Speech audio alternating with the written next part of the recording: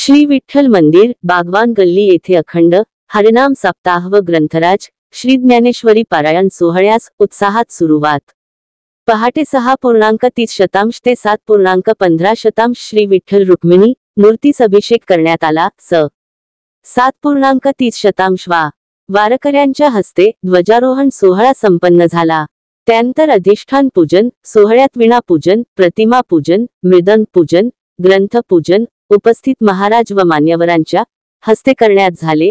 त्यानंतर श्री ज्ञानेश्वरी पारायण सुरू झाले। याचा लाभ अनेक भाविक घेत आहेत। 30 जुलै 2025 ते 6 ऑगस्ट 2025 पर्यंत पारायण, प्रवचन, कीर्तनाचा लाभ भाविकांनी घ्यावा असे आवाहन श्री विठोबा देव फाउंडेशनचे अध्यक्ष श्री बाळासाहेब टिप्पे यांनी केले आहे।